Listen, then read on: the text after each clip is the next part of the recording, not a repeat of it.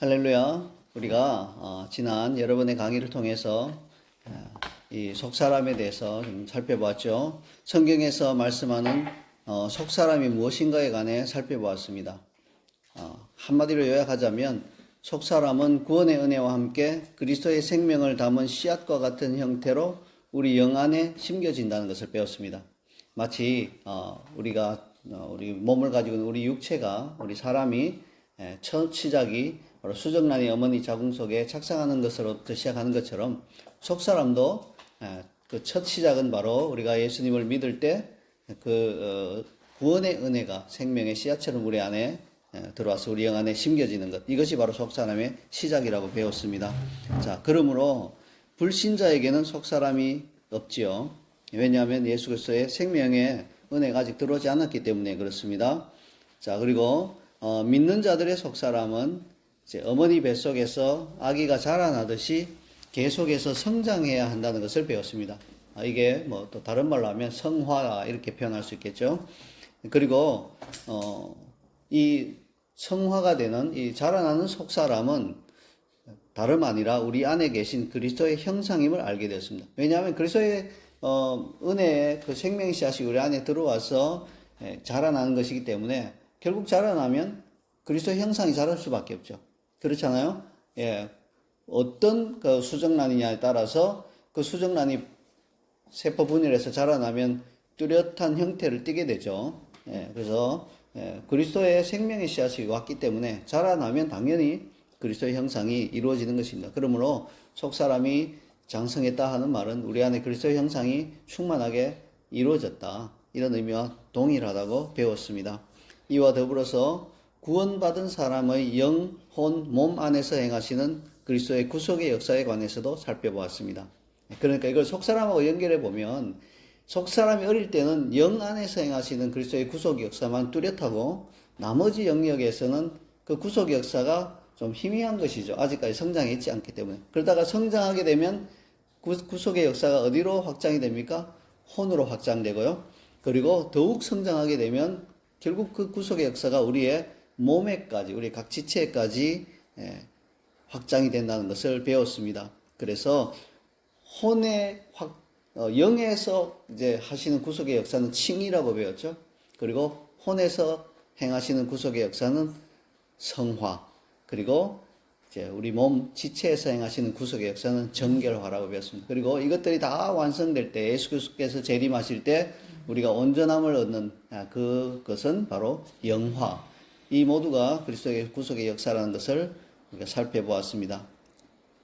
이제 이어지는 속사람 강의 2부에서는 속사람의 성장, 다시 말해서 우리 안에 그리스도의 형상이 이루어지는 5가지 원리에 관해서 살펴보도록 하겠습니다.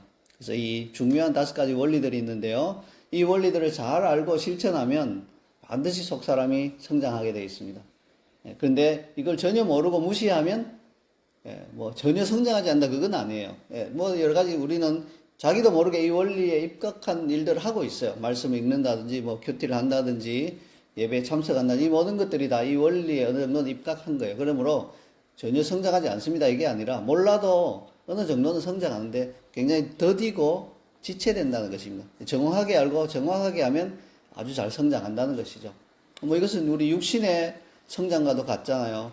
우리 육신이 잘 성장하려면 영양이 골고루 있는 식단을 이렇게 먹고, 잠도 규칙적으로 자고, 운동도 규칙적으로 하고, 이런 원리들을 알면 그 사람은 건강하게 잘 성장하는데, 이런 원리들을 하나도 모르고 그냥 북한과 같은 나라에 예를 들어서 태어나서 운동이라는 거는 뭐 산에 나뭇가지 주우러 가는 것밖에 없고 늘 굶주리고 있고 이러면 성장이 잘 안 일어난 것 같다는 그런 의미입니다. 그래서 우리가 이 5가지 원리들을 잘 알고, 알 뿐만 아니라 실제적으로 실천할 수 있는, 자기 수준에 맞추어서 실천할 수 있는 그러한 것들을 이제 2부에서는 좀 나누도록 하겠습니다.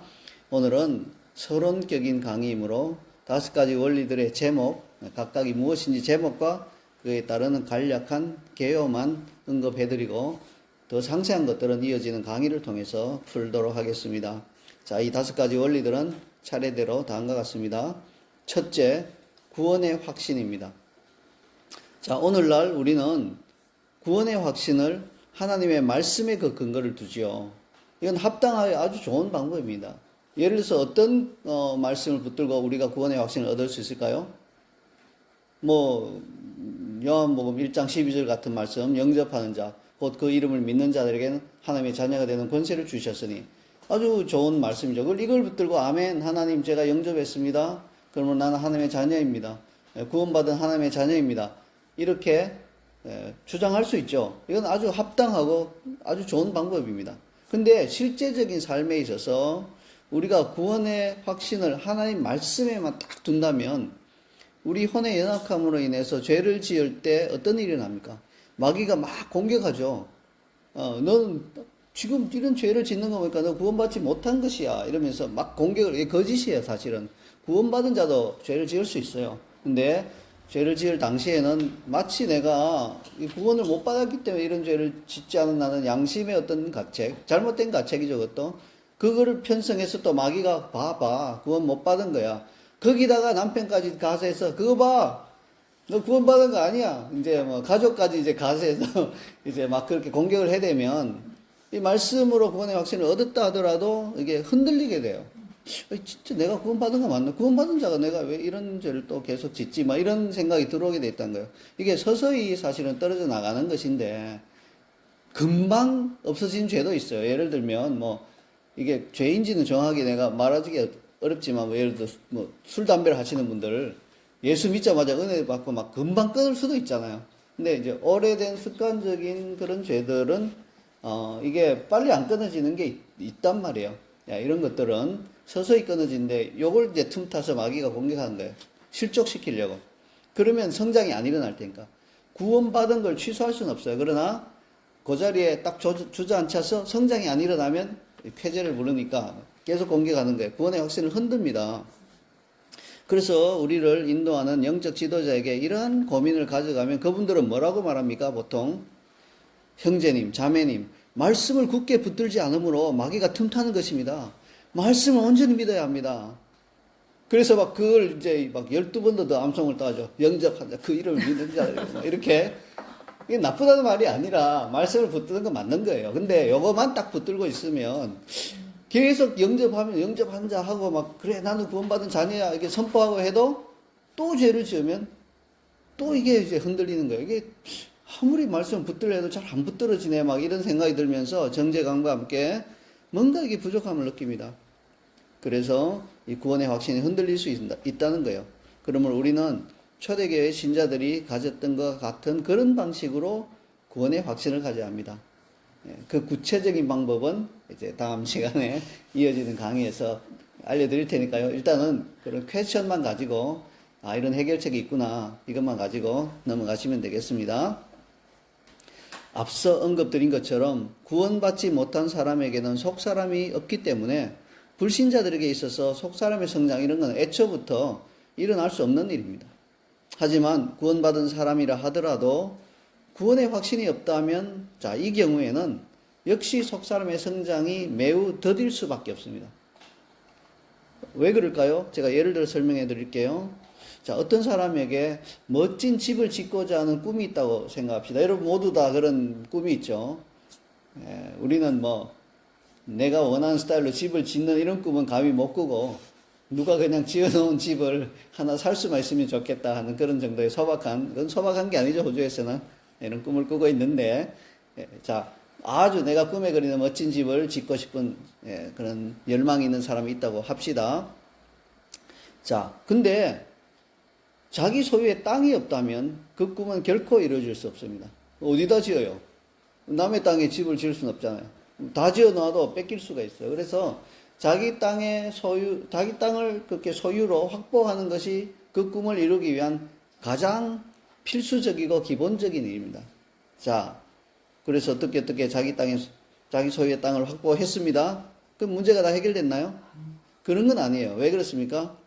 만약 그 사람이 이런저런 이유로 인해서 자기 땅이 자신의 온전한 소유라는 사실에 대해서 확신이 없다면 그 땅에 많은 비용을 들여서 집을 짓는 것을 주저하게 될 것입니다. 예를 들어서 내가 분명히 샀어요. 근데 지금 저 땅에 누가 살고 있고 자기가 막 30년 살았기 때문에 이건 내 땅이야 이러면서 막 주장하고 있어요. 그러면 그 사람을 제쳐놓고 거기에다 집을 짓기가 어려워요. 저 사람을 쫓아내야지 집을 지을 수 있는 거예요. 그래서 내 땅이라고 하는 확신이 없을 경우에는 집을 짓기가 어려운 거예요. 애써 다 지어 놓았는데 뭐 법정에서 막 청천벽력처럼 이거 알고 보니까 당신 땅이 아니더군요. 집을 허무십시오. 이렇게 하면 완전히 이제 멘붕이 오는 겁니다. 그래서 주작이 되고 집을 지을 수가 어렵습니다. 자, 이런 원리로 구원받은 사람에게 구원의 확신이 없을 경우에 이 사람은 지옥 간다 이건 아니에요. 확신이 없어도 구원받은 사람은 뭐 확신이 없어도 천국 갑니다. 그러나 속 사람의 성장을 위한 이 비싼 대가를 치르기는 주저하게 되는 거예요. 왜냐하면 내가 확신이 없는데 속 사람의 성장은 구원받은 사람이 그 이후에 성화를 이루어가고 그리스도 형상을 이루어가는 것인데 거기에는 대가가 있어요. 내 인생에 많은 것들 비싼 대가를 치러야 하는데 구원의 확신조차 없는 사람은 그 대가를 치르기를 주저하게 되어 있습니다. 그래서 안 한다는 것입니다. 이처럼 그리스도의 형상을 이루는 5가지 원리들 중에 구원의 확신이 첫 번째 원리인 데는 뚜렷한 이유가 있는 것입니다. 구원의 확신이 바로 속사람 성장의 기반이 되는 것이기 때문입니다. 다시금 강조하지만 우리는 초대교회 신자들이 가졌던 것 같은 삶의 체험을 통해서 확증되는 흔들리지 않는 구원의 확신을 가져야 합니다. 그분들은 말씀을 굳게 붙드는 것과 함께 삶의 체험을 통해서 확증되는 구원의 확신을 가졌습니다. 그래야만 우리는 그 위에 이제 속사람의 성장을 위한 이 건축들을 해 나갈 수 있는 것입니다. 그러므로 구원의 확신이 첫 번째 원리입니다. 자, 두 번째 원리입니다. 구원을 이루어 나가는 것입니다. 즉 은혜 받는 방법들입니다. 이 방법들을 잘 알고 우리가 실천해야지 이 성장이 원활하게 잘 일어납니다. 여러분은 언제 은혜를 받았다고 느끼나요? 지금 그렇습니까? 아멘. 아유, 감사합니다. 네. 자, 신금을 울리는 아름다운 찬양을 들을 때인가요? 혹은 심령을 찌르는 설교를 들을 때인가요? 그때는 은혜보다는 막 이렇게 두려움과 하나님에 대한 두려움과 이런 걸 느끼고 그것도 일종의 은혜라고 느낄 수 있습니다. 혹은 하나님께서 하신 놀라운 일에 대한 간증을 들을 때인가요? 아니면 간절히 원하던 기도 응답을 받았을 때인가요? 할렐루야 하면서 너무 기쁘겠죠. 통상적으로 우리는 이런 때 은혜를 받았다 이렇게 표현합니다. 그러나 엄밀히 말하자면 이런 것들은 은혜를 받았다고 표현하기보다는 감동을 받았다고 표현해야 할 것입니다. 왜냐하면요, 하나님으로부터 오는 진정한 은혜는 시간이 지나면 사라지는 감동과 달리 계속해서 우리 안에 머물면서 우리를 변화시켜 나갈 것이기 때문에, 그래서 진짜 은혜 받은 사람은 그 은혜에 의해서 어떤 삶의 변화들이 당장은 아니더라도 서서히 계속해서 일어나야 그게 하나님의 은혜를 받았다 혹은 구원을 이루어 나간다 혹은 영적 성장이 이루어진다, 동일한 말로 표현할 수 있는 거예요. 근데 이제 찬양을 아름다운 걸 들었다고 칩시다. 예. 좋은 간증을 들었다고 칩시다. 감동은 받죠. 근데 그것 때문에 내 삶이 막 많이 변하고 이런 일은 잘 안 일어난다는, 그러니까 그냥 그것은 감동을 받았다 이렇게 표현할 수 있다는 거죠. 물론 어떤 간증이나 찬양을 통해서 그게 무용하다는 게 절대로 아니에요. 굉장히 감동을 받고 나도 저 간증하는 분처럼 나도 저렇게 살고 싶다는 소원을 가지고 어떤 걸 실천해 나가서 바뀐다면 그건 진짜 은혜 받은 거 맞아요. 그래서 제가 지금 말씀드리고 하자는 요점은 찬양이나 설교나 간증을 통해서 은혜를 못 받는다 이게 아니라 받을 수 있어요. 그러나 대부분의 경우는 그것은 그냥 감동에 그치게 되고, 진정한 은혜 받는 것은 우리 삶의 변화가 일어나야 한다 하는 것을 말씀드리고 싶은 것입니다. 자, 속사람의 성장과 그리스도의 형상을 이루는 원리에 대한 이와 같은 이해가 없다면요, 이 구원을 이루어 나간다 이런 개념은 참 모호하고 추상적인 것으로 남게 될 것입니다. 구원을 이루어 나간다. 그럼 어떻게 이루어 나가나? 교회를 열심히 다니고 헌금 생활을 잘하면 그게 나의 구원을 이루어 나가는 것일까? 그런 것 같기도 하죠. 열심히 전도하고 선교와 봉사를 하면 이게 구원을 이루어 나가는 일일까? 그럴듯한 느낌도 듭니다. 아니면 나의 성품이 조금 더 선한 쪽으로 개선되고 향상되어 가는 것, 이게 구원을 이루어 나가는 것인가? 그렇게 생각할 수도 있습니다. 자, 이 모든 것들은 참 귀한 일입니다. 바람직한 일이긴 하지만 구원을 이루어 나가는 것의 핵심은 아니에요. 구원을 이루어 나갈 때 이런 일들이 그냥 자연스럽게 이렇게 따라올 수는 있는데 이걸 하는 것 자체가 구원을 이루어 나가는 것이다 이렇게 말할 수는 없다는 것입니다. 그러므로 우리의 구원을 이루어 나가는 것의 핵심은 말씀과 기도예요. 그리고 조금이라도 깊이 있는 신앙생활 하시는 분은 이 사실을 잘 알고 있을 겁니다. 다른 것들은 부차적이잖아요. 거기 구원에 내가 성장하고 구원을 이루어 나감에 따라서 더 교회 생활 충실히 하고 선교 봉사 열심히 하고 뭐 할 수는 있지만 그게 핵심은 아니라는 것입니다. 자, 그러면 문제는 구체적으로 어떤 식으로 말씀과 기도를 통해 은혜를 받고 구원을 이루어 나갈 수 있느냐는 것입니다. 무조건 말씀을 많이 읽고 기도를 장시간 하는 것으로 충분할까요? 네. 말씀 많이 읽고 기도를 장시간 하는 거 좋은 일이죠. 그러나 그렇게만 한다고 충분하지는 않은 것입니다.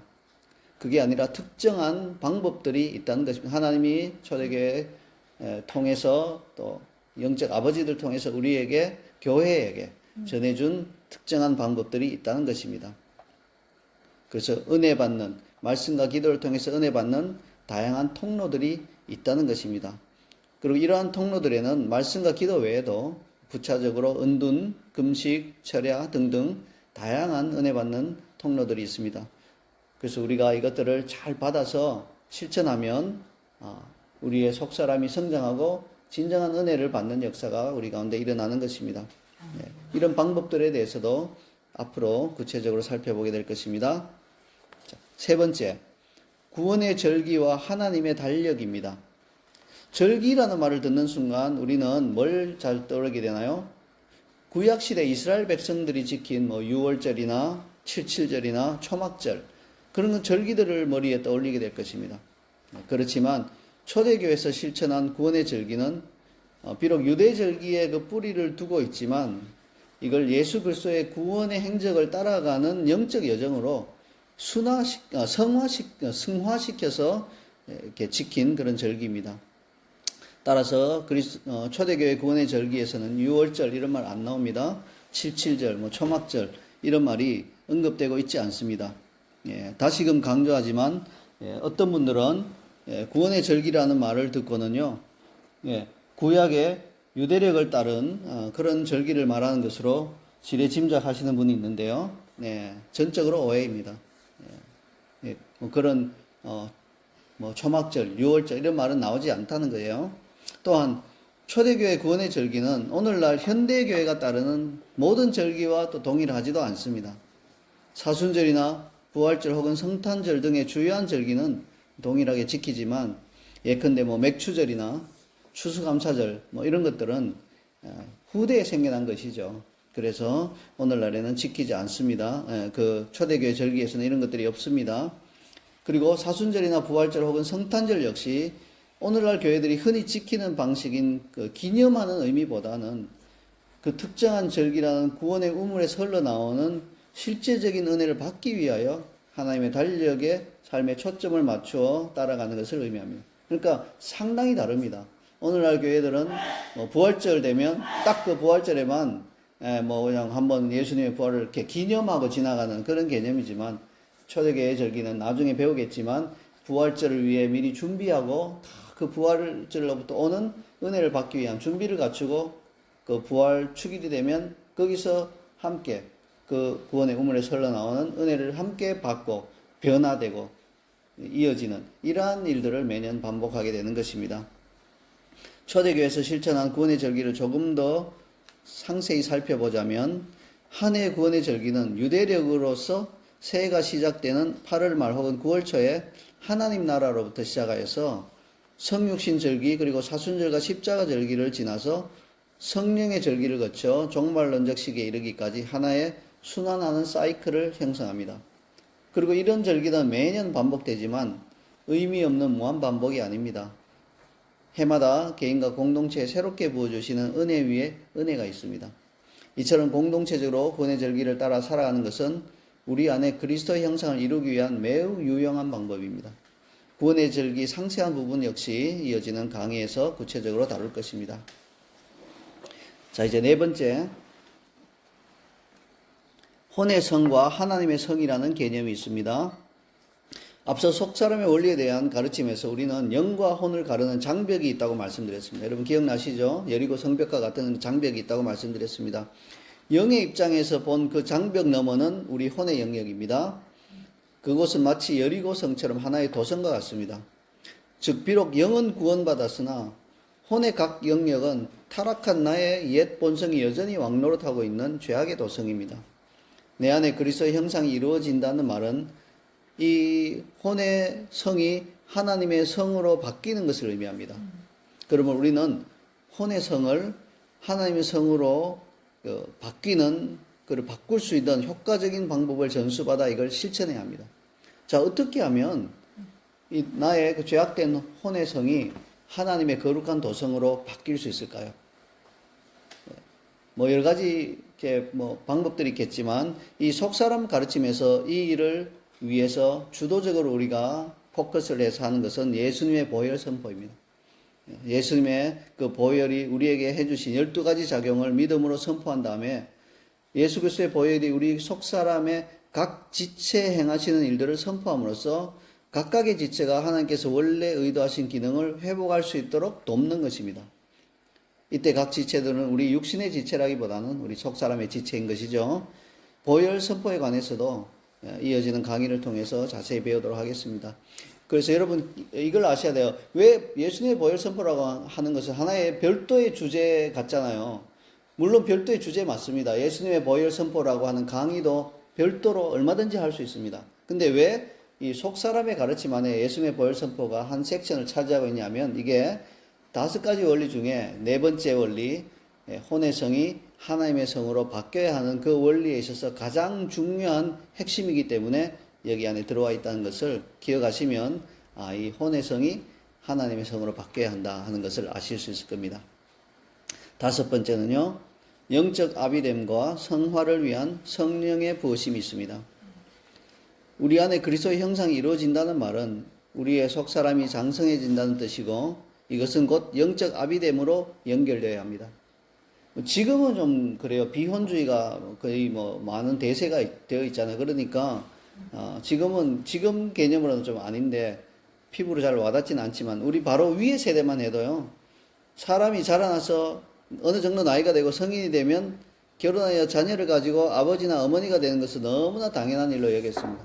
그래서 나이가 조금만 이렇게 지나간 여자분들이 이렇게 친척 모임에 가면 굉장히 시달리죠. 언제 결혼할 거냐고, 왜 결혼 안 하고 있느냐고, 이렇게 엄청 시달립니다. 그래서 어떤 이제 나이가 조금 든 분이 하도 시달리니까 이게 특히 이제 막 숙모 이런 분들한테 막 시달렸어요. 근데 이제 언제 결혼하 이렇게 묻지도 않고 막 꾹꾹 찌르면서 사람을 무한하게 배를 꾹꾹 찌르면서 다음은 너 차례야 이러면 결혼식 가서 만나면요 꾹꾹 배를 찌르면서 다음은 너 차례야 이러면서 와 너무 시달려서 한 번은 이제 소심한 복수를 했답니다. 장례식에 갔는데 한 분이 돌아가서 장례식 다 모였어요. 그 숙모 배를 꾹꾹 찌르면서 다음은 숙모 차례예요 이렇게. 얼마나 이제 많이 시달렸으면 그랬겠어요. 근데 우리 위에 그 세대들 우리 할아버지 세대만 해도 성장하면 당연히 결혼해서 자녀를 낳고 아버지 어머니가 되어야 한다는 것은 그냥 상식이었어요. 그건 그냥 상식을 넘어선 그냥 철칙이었죠. 근데 이제 지금은 비혼주의가 많이 있지만 영의 세계에서도 이 원리는 동일해요. 속 사람이 장성했다면 당연히 영적 아버지가 되어야 마땅합니다. 그런데 사도 바울은요 고린도전서 4장 15절 상반절에서 그리스도 안에서 일만 스승이 있으되 아버지는 많지 아니하다 이렇게 말했습니다. 자, 그 이유가 뭘까요?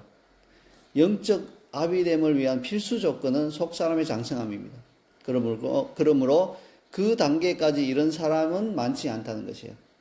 오늘날 많은 사람들이 자기 자신을 영적 아버지라고 여기고 있어요. 그리고 선포하고 있어요. 그 사람들에게 나를 영적 아버지로 여기라 이렇게 말하고 있는데 물론 그렇게 말할 수 있죠. 그런데 정말 그 사람이 영적 아버지가 되려면 속 사람이 장성해야 됩니다. 그러지 않고 내가 영적 아버지다 이렇게 말하는 사람들은 그냥 일만 스승 중에 한 분이에요. 그것만 해도 귀한 거죠. 그리스도 안에 있는 스승은 얼마나 귀한 겁니까? 그러나 미안하지만 영적 아버지는 아니에요. 속 사람이 장성해야지 영적 아버지가 되는 것입니다. 그러므로 속 사람의 장성함은 영적 아비됨으로 반드시 연결되어야 하는 거예요. 영적 아비됨의 가장 뚜렷한 특징 중 하나가 바로 사도 바울이 말한 것처럼 나를 본받으라 라고 말할 수 있는 것입니다. 안타깝게도 오늘날은 나를 본받으라고 말하는 그리스도인 지도자들이 별로 많지 않습니다. 오히려 누군가 그렇게 말하면 겸손하지 않은 것처럼 느껴질 정도입니다. 또 그렇게 느껴질 수 있는 게 왜냐하면 자기도 압이 되지 않은 사람이 나를 본받으라니까 보니까 뭐 딱히 본받을 만한 것이 많지 않은데 저런 소리를 하시니까 겸손하지 않으시다. 이렇게 말할 수도 있는 거예요. 그래서 영적 아버지 된 자들은 진정한 의미에서 나를 본받으라 그렇게 말할 수 있어야 합니다. 그들이 이렇게 말할 수 있으려면 성령의 기름 부으심이 필요해요. 사람이 그냥 뭐 나를 본받아라 이렇게 말하면 안 되고 성령의 기름 부으심이 있는 영적 아버지들이 나를 본받으라 그렇게 말할 수 있는 것입니다. 근데 이때 기름 부으심은 우리가 흔히 구하는 부응하게 하시는 성령의 기름 부으심이 아니라 거룩하게 하시는 성령의 기름 부으심이 필요한 것입니다. 그래서 성령의 기름 부으심에도 종류가 있다는 것을 우리가 알아야 합니다. 부흥케 하시는 기름 부으심 참 귀하고 좋은 것인데 이것도 있지만 거룩하게 하시는 기름 부으심이 또 필요한 것입니다. 근데 영적 아버지들이 나를 본받으러 한 것은 뭘 본받으러 하는 걸까요? 사도 바울이 나를 본받으러 한 것은 뭘 본받으러 한 것일까요? 내가 선교한 내가 그 모든 어려움을 다 뚫고 이렇게 아시아에 수많은 교회들을 지어낸 나를 본받으라 이게 아니잖아요. 예. 내가 그리스도를 본받는 것처럼 나를 본받으라. 내가 그리스도 형상을 이루어가는 만큼 나를 본받으라는 거죠. 여기에는 부흥하게 하시는 기름 부으심이 아니라 거룩하게 하시는 성령님의 기름 부으심이 필요한 것입니다.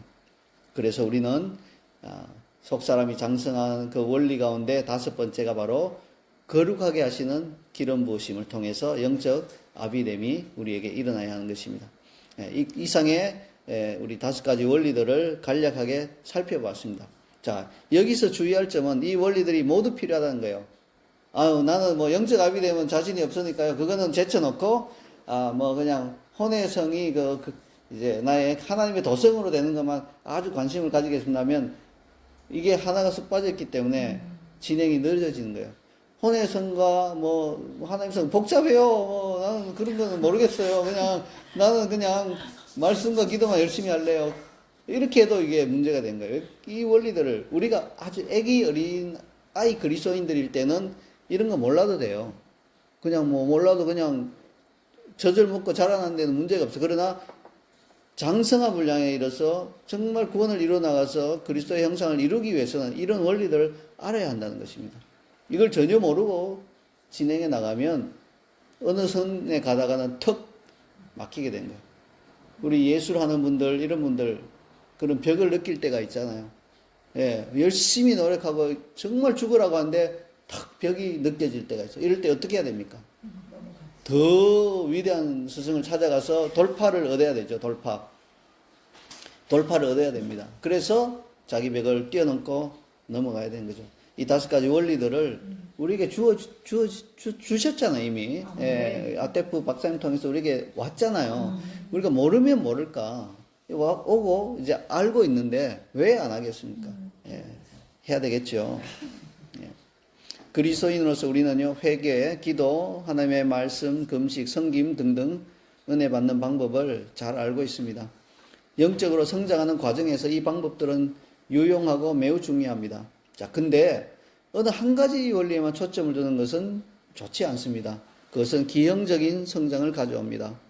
생각해 보세요. 아이가 자라면서 발만 계속 커지는데 다른 부분은 그냥 똑같이 있다. 이건 이상하잖아요.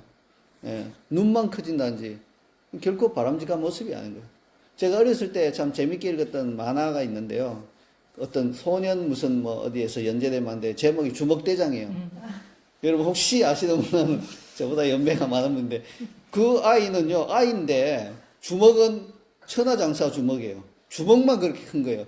그리고 이제 여러 곳을 돌면서 선을 행한다, 뭐 선행을 행한다 이런 자기 주먹을 써서 다들 이제 애라고 얕보고 하다가 그 주먹에 한 방 맞고는 그냥 꼬꾸라지는 그런 그때 당시로는 굉장히 통쾌한 만화였어요. 우리가 아이 입장에서 아이가 어른들을 때리고 다니니까 얼마나 통쾌했겠어요. 예, 그것도 악당들을 때리고. 근데 이게 그 애 자체의 모습은 별로 좋은 모습이 아니에요. 분명히 몸은 애인데 주먹만 머리통보다 더 크고 이렇게 다니니까 이상하다 이런 생각이 들죠. 예. 우리 그렇게 되면 안 되는 거예요. 물론 그 주먹으로 좋은 일을 할 수 있어요. 그 주먹은 파워풀해요. 그러나 다른 모든 부분은 거기에 맞춰서 성장하는 게 정상인 거죠. 한쪽만 성장. 물론 주먹도 연약하면 뭐 그보다는 주먹이 센 게 낫다 이렇게 말할 수 있는데 우리가 이런 여러 가지 은혜 받는 방법들을 하나만 특화해서 잘하면 바로 이런 현상이 일어나는 거예요. 그 부분은 좋아요. 괜찮은데 나머지 부분은 성장이 안 일어나고요. 문제는 그 부분이 무한 성장하느냐? 또 그것도 아니에요. 생각해보세요. 주먹대장이 주먹이 마침내 산만큼 커졌다. 그거는 말이 안 되잖아요. 그건 있을 수 없는 거예요. 다른 부분이 다 같이 커져야지 비례해서 커지고 한계가 있다는 말이에요. 그러므로 말씀에만 막 특화하고 기도에만 특화하고 그런 분들이 자기 성향에 맞는 분들이 그 맞는 것을 우리는 좀 하는 경향이 있어요. 막 기도에 성향이 맞는 분은 막 기도에 불이 붙어서 기도만 하고 막 산기도 다니고 나쁜 거 절대로 안 해요. 참 좋은 거예요. 그 영역만큼 성장해요. 그러나 그것만 끝까지 고집하고 그것만 그냥 초점을 맞추고 나머지는 다 등한시하면 딱 벽에 부딪히고 한계를 부딪히게 될 수밖에 없는 것입니다. 그래서 오늘날에도요, 특정한 영역에서 상당한 성취를 이룬 그리스도인이나 단체들 우리 주변에서 볼 수 있죠. 어떤 그룹은 기도에 특화되어 있고요. 어떤 그룹은 정말 회개를 아주 중시하고 강조하죠. 또 다른 그룹은 하나님의 말씀을 읽고 암송하는데 이런데 막 모든 시간을 투자합니다. 이런 각각의 것들이 나쁘지 않아요. 기도를 통해서 많은 역사들이 일어나겠죠. 회개를 통해서 정결케 된 역사들이 일어나겠죠. 말씀을 통해서 또 말씀으로 흥황케 하는 역사들이 일어나겠죠. 그러나 다시 말씀드리지만 균형이 안 잡히면 어느 순간까지 성장하다가는 딱 벽에 부딪히고 한계에 부딪힌다는 것입니다. 그래서 이 세월이 흘러도 결국은 영적 성장이 잘 안 일어나는 안타까운 현상이 일어납니다. 그래서 어느 한 가지에 몰두하는 것은 영적 성장이라는 측면에서 보았을 때는 이게 오히려 균형을 깨는 요소로 작용할 수 있다는 걸 알아야 합니다. 근데 이제 어느 하나에 아주 포커스해서 열심히 하는 분들은 이런 말 하면 좀 싫어하죠. 좀 뭐 내가 열심히 잘하고 있는데 왜 그래? 이런 느낌이 들 수 있어. 그러나 균형을 잡아야 한다. 이것은 아무리 강조해도 지나치지 않습니다. 자, 이렇게 성장이 잘 안 일어나는 이유는 뭘까요? 왜 하나만 포커스해서 막 열심히 할 때 영적 성장, 구원을 이루는 일, 그리스도의 형상을 이루는 일이 잘 안 일어나는 이유가 뭐냐면요. 이와 같은 은혜 받는 방법들은요. 우리가 이미 밟아서 성취한 영적 성장의 단계를 확고하게 하는 데는 도움이 되지만 현 단계에서 다음 단계로 넘어가는 데는 별로 도움이 되지 않기 때문에 그래요. 비유하자면 이래요. 어떤 사람이 자동차 운전을 배운다고 합시다. 여러분도 자동차 운전 처음 배웠을 때 그 느낌을 아실 거예요. 등줄기에 땀이 비 오듯이 막 쏟아져서 그것만 해도 힘든데 옆에서도 가르친 사람이 막 뭐라고 막 좋은 말이 아니라 나를 찌르는 말로 막 잔소리를 하고 막 그것도 못 사 이러면서 막 그렇게 하니까 막 정신이 없죠. 예. 그래서 처음에는요, 막 주차도 힘들고요. 예. 뭐 차로 변경하라면 막 어떻게 될지 모르고 막 깜빡이를 막 켜놓고는 막 못 들어가고 주저주저하고 예. 추월하는 것들은 뭐 생각지도 않고 절대 추월하지 않죠. 앞에 사람이 막 그냥 우회전 비보하려면 뒤에 가서 예, 뭐 자, 10분이 걸려도 자, 우회전 하십시오. 하시면 제가 가겠습니다. 이런 자세로 얌전하게 뒤에 있죠. 근데 이제 서툴지만 이렇게 배워가는 거예요. 차근차근 배워서 어느 정도 숙달되었습니다. 그러다가 이 사람이 택시 운전사가 되어서 10년을 성실하게 근무했다고 합시다. 이제 이 사람은 자동차 운전에 대해서는 뭐 베테랑이죠. 모르는 게 하나도 없어요. 어떤 돌발 상황에도 잘 대처할 수 있는 베테랑이 된 것입니다. 자, 하지만 그건 자동차에 관해서 뿐이죠. 만약 이 사람이 기차를 운행하라 이렇게 한다면 다시 배워야 합니다. 네. 물론 자동차 운전의 실력과 경험이 기차를 운행하는데 아주 약간의 도움은 되긴 하겠지만 완전 다른 거예요. 기차 운행은. 그러므로 의도적으로 이걸 배우지 않는 한 그는 자동차 운전의 베테랑으로 일생을 마치게 돼요. 그것만 해도 만족합니다. 나는 자동차만 잘 몰 수 있는 사람으로 일생을 살아도 만족합니다 하면 어쩔 수 없어요. 그 사람의 갈망이 거기까지 뿐이니까요. 근데 그 사람이 만약에 나는 모든 것, 운전할 수 있는 모든 것을 다 운행할 수 있는 아주 그러한 단계까지 성장하고 싶습니다 하면 자동차 운전에서 그 다음 단계인 기차 운전은 따로 배워야 합니다. 그 단계를 뚫고 나가야 돼요. 자, 기차를 잘 모를 수 있게 됐습니다. 근데 배를 운항하십시오. 뭐, 컨테이너선 큰 거 있잖아요. 기차 운전한다고 그걸 운항할 수 있는 건 아니에요. 물에 대해서 새로 배워야 하고요. 모든 걸 다 배워야 합니다. 그 넥스트 레벨을 올라가야 됩니다. 자, 배를 잘 운항하게 됐어요. 하면서 막, 근데 아주, 이 5대양을 막 잘 이렇게 다니고 있습니다. 자, 이분을 이제 데려와서 우주선을 좀 운항하고 달까지 갔다 오실 수 있습니다 하면, 그건 또 다른 세계인 거예요. 완전히 새로운 훈련을 새롭게 배워야 돼요. 막 중력 가속 돌리기는 훈련을 배워야 되고요. 이건 완전히 다른 세계인 거예요. 그 단계까지 나가려면 의도적으로 훈련을 해야 되는 것입니다. 이런 식으로 한 단계에서 다음 단계로 넘어가는 데는 의도적인 노력과 그 단계에 맞는 훈련이 필수적입니다. 하지만 안타깝게도 우리 대부분은 지금 자신이 처해 있는 단계에서 만족하며 지내고 있습니다. 자동차 운전 잘하니까 자기가 왕이야. 이 도로에서 내가 king of the road 하면서 내가 도로에서는 왕이다. 나보다 잘하는 사람이 있으면 나와보라 그래. 그 다음 단계, 다음 단계, 다음 단계, 다음 단계가 있는 것을 모르거나 애써 무시하려고 해요. 그냥 나는 이 단계에서는 나는 최고다. 사람들도 칭찬해줘요. 자동차 먼 사람들 사이에서는 저 사람 진짜 최고다. 이렇게 막 칭찬해주니까 이게 만족스러운 거예요. 그 단계에 주저앉아 버리는 경향이 우리에게 너무나 많다는 것입니다. 실제로 우리 영은요, 이 한 단계 안에서만 머물고 있는 경우가 너무 많아요. 그 단계 안에서 올라갔다 내려갔다 올라갔다 내려갔다. 언제 내려가나요? 죄 짓거나 태만하거나 뭐 이렇게 하면 쭉 떨어지면서 아 요즘 내가 정말 영적으로 너무 피폐해서 메말라 이러다가 또 은혜 받는 어떤 것들을 이렇게 하면 그 단계 안에서만 은혜 받는 걸 제가 하고 있기 때문에 그 단계 안에서 쓱 올라가서 어느 정도까지 하이 높은 데까지 쫙 올라가요. 그러면 막 뿌듯하고 충만하고 막 이만하면 된 것 같고 내가 이것만 잘 유지해서 일생을 살면 되겠다 막 이런 생각을 가지게 되는데 아니에요. 뚫고 나가서 그 다음 단계도 있다는 것입니다. 자, 그래서 이제 우리가 이런 것을 타파해야 돼요. 우리가 언제까지나 뭐 부흥회하고 사경회하고 해서 충만하게 받고 또 시간 좀 지나면 또 은혜 떨어지면 또 부흥회 사경회에서 또 받고 시간 지나면 이걸 계속 일생을 반복해서 산다는 것은 좀 어떻게 보면 끔찍하죠. 이게 자체가 나쁘다는 건 아닌데 그 단계 안에서만 계속 머물면서 오르락내리락 하는 거는 안타깝잖아요. 예, 좀 다음 단계로 올라갈 수 있어야 하는 것입니다. 자, 근데 이제 왜 그렇게 못하느냐? 이런 돌파구를 찾지 못하니까. 이런 초대교회에서 전해주는 5가지 원리를 충실하게 잘 지켜서 따라가면 이걸 뚫어내고 위 단계로 올라갈 수 있다는 걸 전혀 모르니까 내가 늘 해오던 대로 아무리 해도 뭐 다음 단계로 딱 나아간다는 확실한 게 없다 보니까 이게 이제 왕년에 다 해봤어로 이제 바뀌어버린 거예요. 누가 뭘 한다 해도 나 다 해봤어. 뭐 해도 뭐 그 정도야. 이렇게 냉소적인 태도로 바뀌어버린다는 것이 문제입니다. 그래서 우리가 딱 다음 단계로 딱 한번 올라가 봐야지 그 맛을 느끼고 야 이거 여기 또 새로운 광활한 어떤 신천지가 있네 하고 이단 신천지가 아니라 광활한 어떤 내가 배워야 할 수많은 것들이 있고 좋은 영적인 보화들이 있네 하고 그 맛을 알게 돼요. 그걸 다 하고 다음 단계로 또 올라갔을 때 또 다음 단계에 놀라운 은혜들이 펼쳐지고 은혜 위에 은혜가 쌓여가는 것입니다. 그러니까 그렇게 나아가야 됩니다. 네, 사탄이요 오랜 세월 그리스도 교회에서 모든 부유한 보화들을 다 훔쳐가 버렸어요. 그냥 별 효과 없을 것만한 거 그냥 둔 거예요. 그걸 우리가 죽으라고 붙들고 열심히 하고 있는 거예요. 안타깝죠. 하나님은요 이런 모습을 보고 너무 마음이 아프시고 교회가 잃어버린 원리들을 다시 회복하기를 진정으로 갈망하십니다. 사탄이 약탈해간 것을 회복하기를 원하시는 거예요.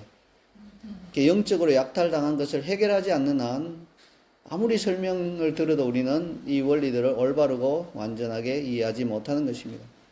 그래서 무슨 일이 났냐면 과거 여러 세기 동안 교회가 좀 태만하게 지내는 가운데 사탄이 와서 수건을 우리 가운데 덮어버린 거예요. 예. 고린도후서 3장 12에서 18절에 보면 우리 얼굴에 수건이 덮였다 이렇게 표현하죠. 그런 수건이 덮여버려서 이 은혜 받는 방법들이 어떻게 실천해야 하고 이런 것들을 다 잃어버리게 되었고 수건이 덮여서 이해를 못하는 상태가 되어버린 겁니다. 이 수건이란 말은 저는 이제 번역이 조금은 좀 문제라고 생각해요. 왜냐하면 수건은 우리는 그걸 얼굴 닦는 데 쓰잖아요. 평소에 수건을 덮어 쓰고 다니는 사람 없잖아요. 예. 근데 이거는 수건 이렇게 표현한 게 아니라 사실은 덮개, 베일을 의미하는 거예요. 베일이 덮여버린 것입니다. 그래서 우리 안에 그리스도가 형성된 것을 반대하는 그 수건 혹은 덮개를 벗겨야 됩니다. 벗겨야지 우리가 이제 다음 단계로 올라갈 수 있습니다. 자, 그러면 어떻게 이것을 벗길 수 있을까요? 예. 성경 말씀을 따라서 이 문제를 어떻게 다뤄야 할지 아는 사람을 하나님은 찾으시는 겁니다. 이사야 42장 22절에 이렇게 기록되어 있습니다. 이 백성이 도둑 맞으며 탈취를 당하며 다 굴속에 잡히며 옥에 갇히도다. 노략을 당하되 구할 자가 없고 탈취를 당하되 되돌려주라 말할 자가 없도다. 이건 물론 이 직접적인 대상은 옛 이스라엘에 대한 구약 성경의 말씀이죠. 근데 이와 동일한 일이 새 이스라엘인 교회에도 일어나고 있습니다. 시대마다 역사를 보면 사탄은 동일한 계략으로 하나님의 백성들을 대적하고 있습니다. 사탄이 이렇게 할 수 있는 이유가 뭡니까? 사탄은 영구히 존재하는 존재고 인간은 한 100년 왔다가 사라지니까 100년 전에 사람에게 써먹은 방법을 또 쓰고 또 쓰고 또 써도 계속 되는 거예요. 예. 그래서 각 세대마다 동일한 전략으로 하는데 우리는 역사 가운데서 못 배우니까. 네. 유명한 역사자인 토이민가 하는 사람이 이런 말을 했대요. 인간이 역사에서 배울 수 있는 유일한 교훈은 인간은 역사에서 아무것도 배우지 못하는 존재라는 것이다. 이렇게 말할 정도로 우리 인간은 아주 잘못된 역사를 반복하는 데는 아주 도사들입니다. 왜? 타락한 혼을 가지고 있으니까 교훈을 못 배우는 겁니다. 그러다 보니까 사탄은 똑같은 원리를 가지고 계략으로 똑같이 적용해도 할아버지 때 써먹은 게 손자 때 딱 그대로 통하고 하는 것입니다. 자, 어떻게 하면 이것을 벗어날 수 있을까요? 이에 대항하는 하나님의 계획은 뭡니까? 성령으로 일어나서 탈취당하고 약탈당한 것을 되돌려주라 라고 말할 사람들을 찾는 것입니다. 그런 사람들이 일어날 때 사탄이 옥에 가둔 것들이 풀려나고 우리의 생각을 덮고 있는 수건, 베일이 벗겨질 것입니다. 그래야 우리의 생각이 열리고 영적인 것들을 이해할 수 있게 되고 다음 단계로 내가 발전해 나가야 되겠구나 하는 그 깨달음을 갖게 되고 갈망을 가지게 되고 우리의 영은 하나님을 향한 깊은 굶주림과 갈망을 경험하게 될 것입니다. 우리 속사람이 성장하여 그리스도 형상이 이루어지고 이와 같은 사람들이 함께 모여서 뉴자연을 형성한다면 하나님께서는 그 개인과 그룹을 통해 이 시대 하나님의 백성에게서 수건을 벗겨주실 수 있는 것입니다. 그래서 우리 자신이 수건을 벗을 뿐 아니라 우리 주변에 있는 자들의 그런 하나님의 백성들의 얼굴에서도 우리가 수건을 벗겨줄 수 있는 자들, 하나님의 성령으로 일어나서 약탈당한 것을 되돌려주라 라고 말하면서 벗겨야 되겠죠. 예, 그냥 벗기면 좀 밋밋하니까 되돌려줘 하면서 성경 말씀에 따라서 되돌려주라 하고 딱 벗겨주면 그 사람도 깨닫고 그 사람도 또한 다음 단계로 진행하면서 그 사람도 또한 수건을 벗겨주는 자로 성장할 수 있게 될 것입니다. 지금 이 자리에 함께 모인 하나님의 사람들이 그와 같은 공동체가 될 수 있기를 간절히 소망합니다. 마지막 때 하나님의 경륜 중에 하나가요. 사도행전 3장 21절에 기록된 것과 같이 만물을 회복하실 때라는 것입니다. 마지막 때는 만물을 회복하실 때입니다. 그러므로 지금이 마지막 때가 맞다면 지금이 바로 만물을 회복하실 때이며 그 만물 가운데는 사탄이 교회에게서 약탈해간 원리들, 진리들을 회복하실 때이기도 한 것입니다. 오늘은 이상으로 서론교계 강의를 마쳤고요. 다음 시간부터는 그리스도의 형상을 이루는 5가지 원리들을 구체적으로 나누도록 하겠습니다. 메리 크리스마스, 해피 뉴 이어, 새해 뵙도록 하겠습니다.